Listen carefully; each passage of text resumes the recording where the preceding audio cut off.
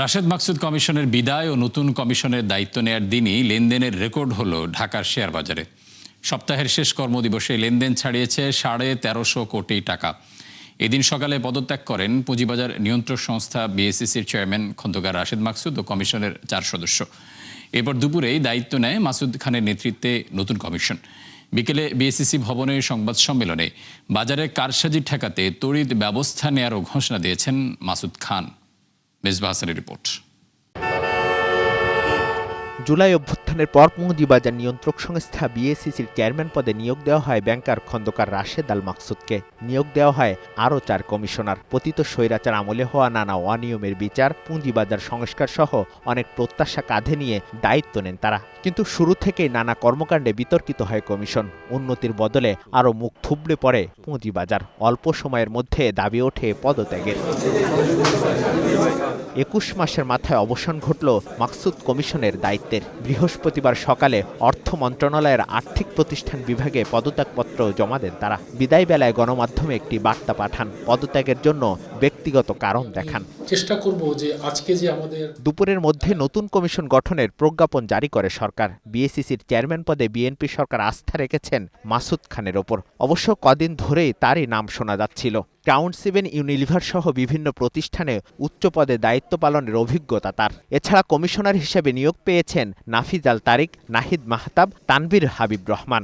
বাংলাদেশের পুঁজিবাজার এখনো ব্যাপকভাবে খুচরা বিনিয়োগকারীদের উপর নির্ভরশীল, অথচ উন্নত পুঁজিবাজারে পেনশন তহবিল, প্রভিডেন্ট ফান্ড, বীমা কোম্পানি, মিউচুয়াল ফান্ড এবং অন্যান্য প্রাতিষ্ঠানিক বিনিয়োগকারী বাজারে স্থিতিশীলতা, তারল্য এবং দীর্ঘমেয়াদী মূলধন সরবরাহ করে। আমরা মিউচুয়াল ফান্ড শিল্পকে আরও শক্তিশালী করব। সংবাদ সম্মেলনে তারা আশ্বাস দেন প্রাতিষ্ঠানিক বিনিয়োগ বাড়ানো ও আস্থা ফেরানোর। আমার আশা হচ্ছে all the best practices in London সেগুলো আমি নিয়ে আসবো এখানে। And I am very excited to be here. আর আপনাদের সবার সহযোগিতা চাচ্ছে। পুঁজিবাজারের একটা উন্নয়ন, মানে আমাদের এই ধরনের উদ্দেশ্যই এখানে উন্নয়ন করতে সক্ষম হব। ব্যাংক থেকে যে দীর্ঘমেয়াদী লোন নেওয়ার যে প্রবণতা, এটা যে ব্যাংকিং সেক্টরকে সমস্যায় ফেলেছে, পাশাপাশি মানুষের সঞ্চয়ও কিন্তু কোনো প্রোডাক্টিভ খাতে বিনিয়োগ হচ্ছে না। তো এই চ্যালেঞ্জগুলো মোকাবেলার জন্য কিন্তু এই বর্তমান সরকার, আপনারা সবাই জানেন যে অঙ্গীকারাবদ্ধ। দায়িত্বের এই পালাবদলের দোল লেগেছে প্রধান পুঁজিবাজার ডিএসইসিতে। গত কয়েকদিনের ধারাবাহিকতায় বৃহস্পতিবারও বেড়েছে সূচক। তবে লেনদেন বেড়ে 1 বছরের সর্বোচ্চ অবস্থানে পৌঁছেছে। মেজবাহ হাসান, 71, ঢাকা। এলডিসি উত্তরণের জন্য 3 বছর বাড়তি সময় পাওয়া গেলেও নতুন আতঙ্ক হয়ে সামনে আসছে যুক্তরাষ্ট্রের নতুন শুল্ক আরোপ, যাকে অযৌক্তিক বলছেন ব্যবসায়ী নেতারা। তাদের মতে যে অজুহাতে এই সিদ্ধান্ত নিচ্ছে মার্কিন প্রশাসন, তার কোনো ভিত্তি নেই। তাই দ্রুত সমস্যা সমাধানের পথ খোঁজার পরামর্শ দিয়েছেন বিশ্লেষকরাও। রাকিব আল জাবেদের রিপোর্ট। আমি সশ্রদ্ধ চিত্তে তারেক রহমান সশস্ত্র চিত্রে শপথ করিতেছি যে ক্ষমতায় এসেই এলডিসি থেকে উত্তরণের সময় পেছাতে জাতিসংঘে আবেদন করে বিএনপি সরকার। মূলত ব্যবসায়ীদের আপত্তি আর চলমান অর্থনৈতিক সংকট মাথায় রেখেই নেওয়া হয় এই উদ্যোগ, যার পক্ষে তুলে ধরা হয় পর্যাপ্ত যুক্তিও।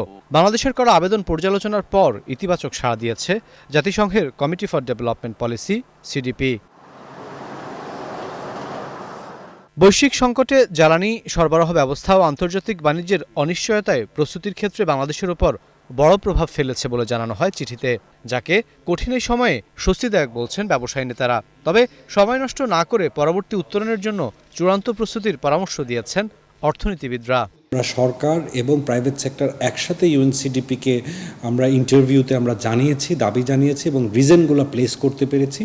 এই জন্য এটার first success goes to the government, present government, that ওনারা এটাকে রেকমেন্ড করেছেন। ইনফ্রাস্ট্রাকচারের যেই চ্যালেঞ্জগুলো আছে, লজিস্টিক যে চ্যালেঞ্জগুলো আছে, আমাদের এনার্জি সিকিউরিটি অ্যান্ড পাওয়ার নিয়ে যে প্রবলেমসগুলো আছে, সেগুলো কিন্তু 3 বছর is a very small time to address everything. এটা হলো আমাদের শেষ সুযোগ, এরপরে আর আমরা কোনো কিছু বলতে পারবো না, কোনো অজুহাত দেখাতে পারবো না। সুতরাং এখনই আসলে আটঘাট ভেদে নেমে পড়তে হবে আমাদের সবাইকে।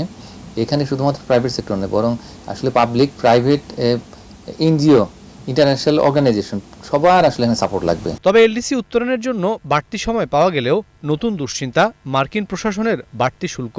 সম্প্রতি শ্রম ইস্যুতে যা 60টি দেশের উপর আরোপের চিন্তা করছে দেশটি। এটি কার্যকর হলে বাজারটিতে পণ্য রপ্তানির ক্ষেত্রে গুনতে হবে আরও 10% শুল্ক, যাকে মরার উপর খাড়ার ঘা বলছেন বিকেএমইএ সভাপতি। তার মতে অযৌক্তিক এই প্রস্তাব বাতিলে সক্রিয় ভূমিকা রাখতে হবে সরকারকে। সরকারকে অনুরোধ করব স্টেক হোল্ডারদের সাথে বসে এই ব্যাপারে প্রয়োজনীয় উদ্যোগ কী নেওয়া দরকার সেই ব্যবস্থাটা করা। কোনো কারণে যদি কারোর উপর ক্ষিপ্ত হয়, কারোর উপর ধরার চিন্তা করে, তখন তারা নানা রকমের ফন্দি ফিকির খোঁজে। যেই অজুহাতটাকে কেন্দ্র করে এই নতুন করে ট্যারিফটা ইম্পোজ করতে চাচ্ছে, যে জোরপূর্বক শ্রম আচরণ, এটা একটা হাস্যকর, মানে এটা শুনে আমরা হাসছি, কারণ এই ধরনের পরিবেশ বাংলাদেশে থাকার প্রশ্নই আসে না। অর্থবছরের 11 মাসে দেশের রপ্তানি আয় মাত্র $44 বিলিয়ন, যা আগের বছর থেকে কমেছে 2.5%। তাই পরিস্থিতি সামাল দেয়া না গেলে এই খাতের ভবিষ্যৎ আরও কঠিন হবে বলে মত ব্যবসায়ীদের। রাকিব আল জাবেদ, 71, ঢাকা।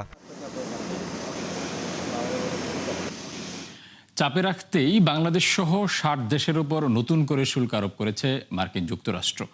ডোনাল্ড ট্রাম্প প্রশাসনের লক্ষ্য ভূ রাজনৈতিক স্বার্থ হাসিল করা, শ্রমিক অধিকার রক্ষা নয়। দুপুরে রাজধানীতে সংবাদ সম্মেলনে এমন অভিমত দেন গবেষণা সংস্থা সিপিডির জ্যেষ্ঠ অর্থনীতিবিদরা। জ্বালানি ও বিদ্যুতের দাম বৃদ্ধি প্রসঙ্গে তারা বলেন, আরও কঠিন হবে কম আয়ের মানুষের জীবন। রাকিব আল জাবেদের আরেকটি রিপোর্ট।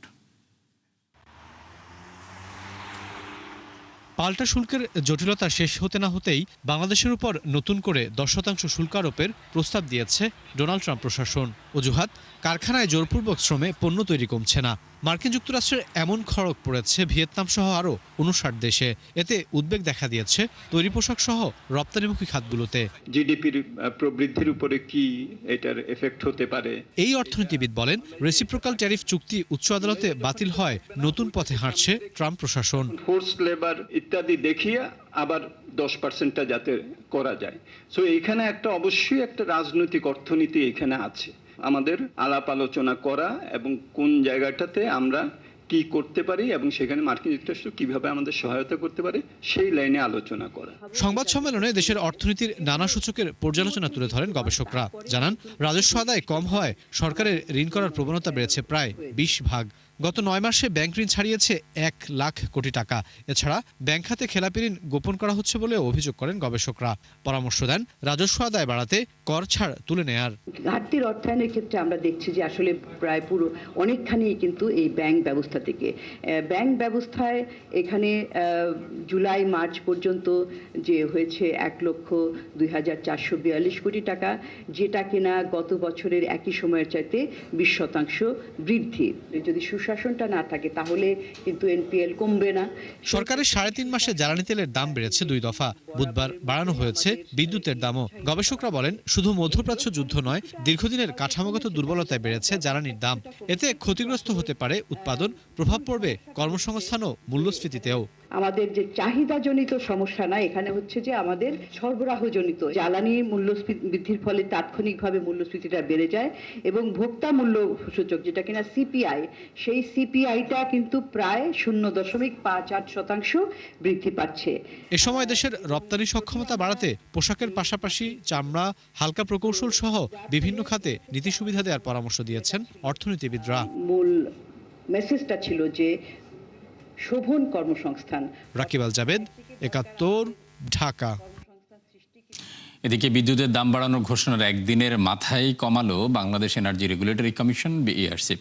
আবাসিকে 75 ইউনিট পর্যন্ত আগের দাম পুনর্বহাল করেছে সংস্থাটি। এক্ষেত্রে নিম্ন আয়ের গ্রাহকদের চাহিদার পরিপ্রেক্ষিতে এমন সিদ্ধান্ত নেওয়া হয়। গেল দিনের নতুন সিদ্ধান্ত অনুযায়ী গ্রাহক পর্যায়ে 1 টাকা 52 পয়সা বেড়ে নতুন দাম 10 টাকা 63 পয়সা, অর্থাৎ দাম বাড়ে 16.68%। পাইকারি পর্যায়ে 1 টাকা 39 পয়সা বেড়ে নতুন দাম 8 টাকা 39 পয়সা, অর্থাৎ দাম বাড়ে 19.85%। একই সঙ্গে প্রায় 24% বাড়ানো হয়েছে সঞ্চালন চার্জ।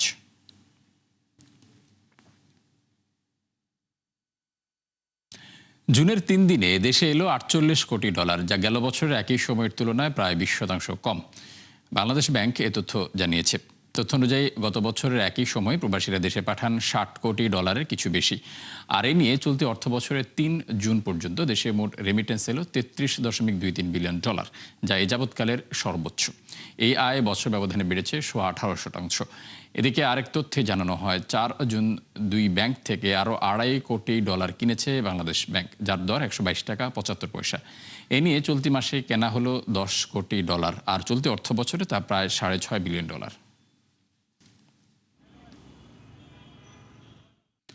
অস্থায়ী 10% শুল্কের মেয়াদ শেষের আগেই নতুন করে ট্রাম্পের শুল্কারোপের প্রস্তাবে বিশ্বজুড়ে বইছে নিন্দার ঝড়।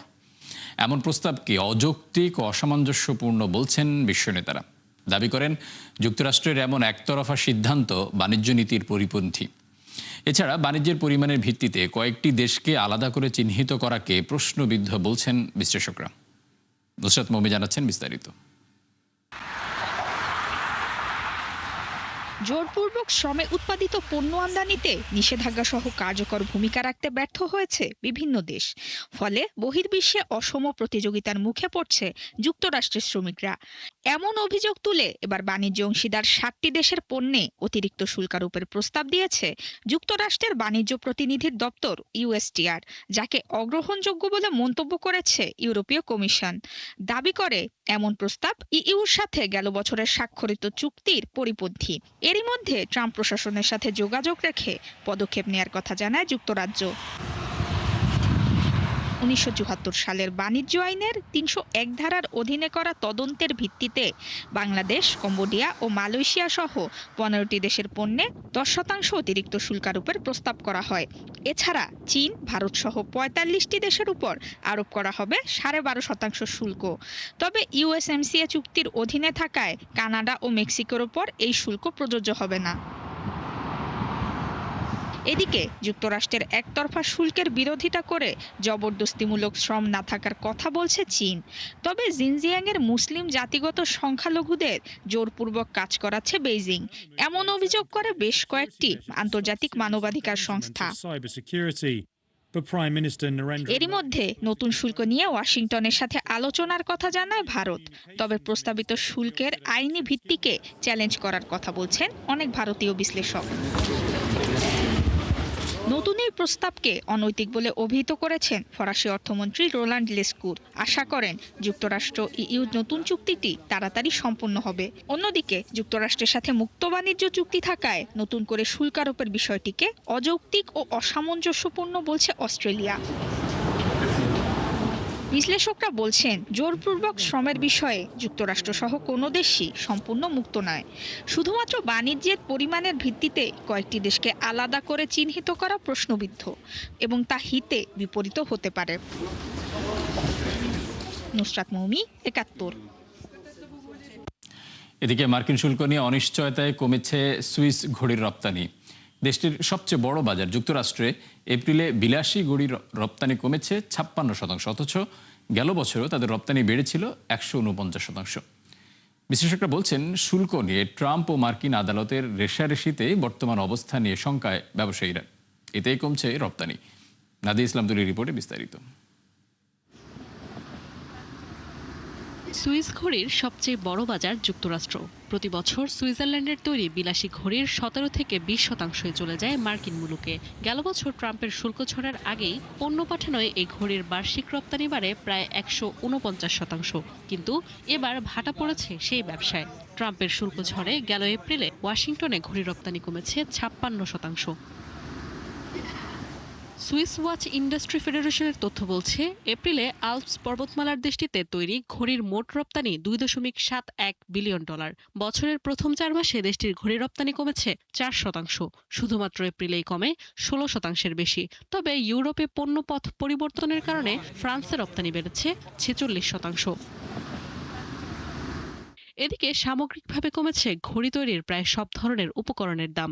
এই যেমন মূল্যবান ধাতু দিয়ে তৈরি ঘড়ির দাম কমেছে সবচেয়ে বেশি, 24.3%। এরপরে রয়েছে স্টিলের মডেল, যার দাম কমেছে 18.1%। বিশ্লেষকরা বলছেন মার্কিন যুক্তরাষ্ট্রের গতিবিধি বোঝা এখনও কঠিন, কারণ শুল্ক এবং মজুদের প্রভাব একটি দোদুল্যমান পরিস্থিতি তৈরি করেছে যা বছর জুড়ে অব্যাহত থাকার সম্ভাবনা রয়েছে। অর্থনৈতিক ও ভূরাজনৈতিক অস্থিতিশীলতার কারণে ক্রমাগত চ্যালেঞ্জের মুখোমুখি হচ্ছে বিলাসবহুল এই খাত। নাদিয়া ইসলাম তুলি, ৭১। দর্শক, ৭১ বিজনেসে এই ছিল এখনকার মতো। সরাসরি সংবাদ অনুষ্ঠান দেখতে চোখ রাখুন ৭১-এর ফেসবুক পেজে এবং সাবস্ক্রাইব করুন ৭১ ইউটিউব চ্যানেল। থাকুন ৭১-এর সাথে।